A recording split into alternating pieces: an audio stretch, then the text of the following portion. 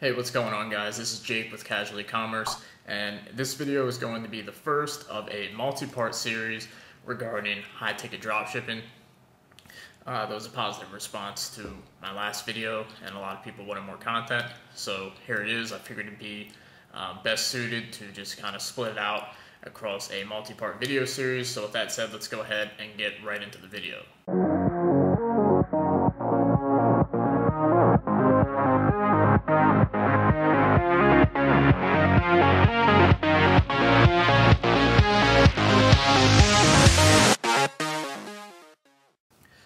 So before we get started, I want you guys to go ahead and leave a like on this video down below, because part 2 of this series is going to come out when this video hits 100 likes. So if you like this type of content, if you like learning about high ticket, make sure that you give this video a thumbs up, so that way part 2 gets released really soon. So with that said, let's go ahead and get into it. So this video, part 1, is going to be more about the overall strategy and mindset behind high ticket dropshipping, because I noticed from my last video I put out, and whenever I talk to people about high ticket in general, whether it's YouTube comments, Facebook groups, or anything like that, I noticed that a lot of people come into it with the same mindset, thinking that it's really similar to low ticket, when actually high ticket is almost the polar opposite. The only real similarities is you need a good looking store, but high ticket you even need a better looking store. But anyway, there's not really many similarities between selling trinket items on AliExpress or like little print-on-demand items versus selling, $500 items, $1,000 items, especially if they're branded. So that said, I wanted to get into some of the differences in strategy and mindset that you're going to need to know in order to be able to either fully shift over to high ticket, or be able to split your business between low ticket and high ticket between multiple different stores. So with that said, the strategy around high ticket's a little bit different. So what do I mean? Well, first off, you're obviously selling products that are a lot more expensive, and with that comes a lot of different things. So obviously, like I covered in a previous video, you're not really going to be selling expensive items through impulse buys on Facebook. So the main strategy behind low ticket is selling these really hot, trendy items that are like really popular right now, and you sell them through like viral video ads, Instagram posts, and things like that. So you're selling it through a impulse buy method. So you're trying to catch the buyer's attention really quickly and get them to impulsively make the purchase immediately. So with high ticket, that couldn't be any more opposite than what it actually is. So with high ticket, you're selling products that are, I guess you could call them just more boring products. So they're more everyday type products, but the thing is, there's something that's always in demand. So like if you go to Google Trends and look up fidget spinners, I always come back to this example because this is one of the most notorious low ticket e-com items, and I feel like everyone in e-commerce, especially on YouTube, probably sold fidget spinners at one point.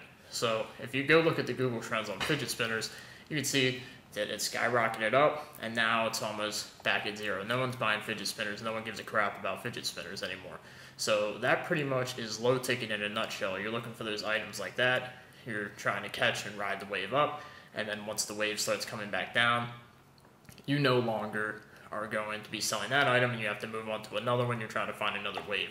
So high ticket's not really like that. So I'm going to stick with like the treadmill example from a recent video. Let's go ahead and say you're selling treadmills. Well, ever since the treadmill's been invented, they've pretty much always been in demand. And for the foreseeable future, unless somebody comes in and brings a product to market that just renders treadmills obsolete, treadmills are most likely always going to be in demand. So with that said, you don't really need to go and find something. You don't really need to ride a wave. You're going to be selling products that are a lot more consistent and consistent demand. However, they're not really super exciting products. It's not like you're going to get on Facebook and see a video ad for a treadmill and then get super amped and buy it. So obviously the marketing strategy is going to be a little bit different, which is actually going to be part 3 in this series. We're going to get into the traffic sources, and part 2 we're going to get into suppliers. So once again, quick reminder, if you want part 2 to be released sooner than later, make sure you give this a thumbs up, and I'll release it as soon as it gets 100 likes. So another difference between low ticket and high ticket is one of the biggest sins with low ticket e-commerce is selling, trademark products. So if you're out there selling like Dragon Ball Z stuff or like Pokemon stuff or Star Wars stuff, you can get in a lot of trouble for that. However, when you're selling high ticket stuff, you'll find that there's a lot of, suppliers and opportunities out there where you can actually sell name branded products, which is pretty cool.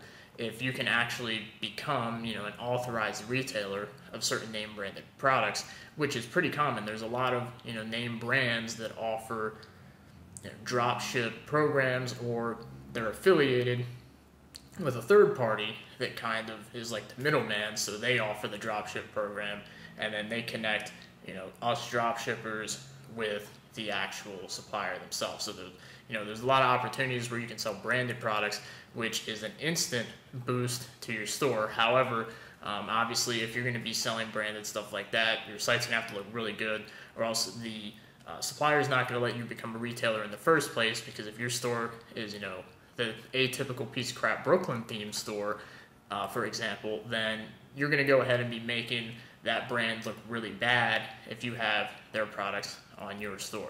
So that's another difference, is obviously your store is going to have to look a lot better than it would for a low ticket store, even though nowadays low ticket is so competitive that you need a good looking store anyway.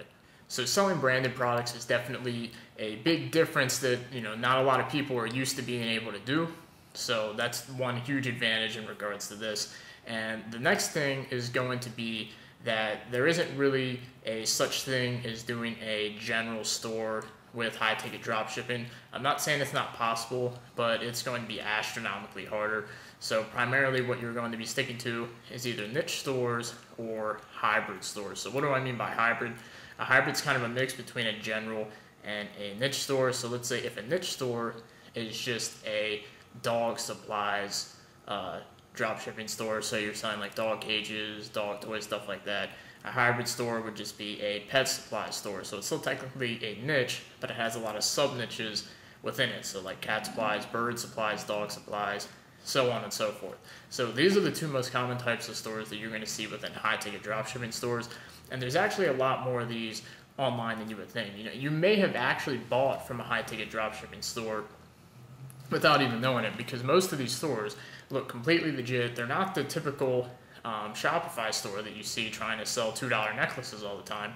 They just look like normal, typical retailer websites, and they're actually authorized retailers for these bigger brands, which is pretty cool. So the point of this video was to get across that this is a completely different business model than low ticket. So you can't really come into it with the same mindset as if you're selling AliExpress low ticket items. And I can understand why somebody would come in with that mindset initially, because 95% of the content, sounds like there's a nice car outside, 95% of the content out on YouTube right now is teaching low ticket. So it's understandable if you come in with the low ticket mindset, just because there's so much content out there about it. However, this video was to kind of give you a basic overview of the high ticket strategies, so that way you know that you need to come into this thinking differently, and you're essentially learning an entire new business model. There's a lot of similarities because it's still e-commerce, but there's a lot of differences like we've already covered. So with that said, that's going to be it for part one. And in part two, we're going to get into high ticket suppliers and high ticket products and things like that. So with that said, that video, like I said earlier, is going to be released when this video hits 100 likes. So make sure you hit that thumbs up button, and I'll see you guys in part two.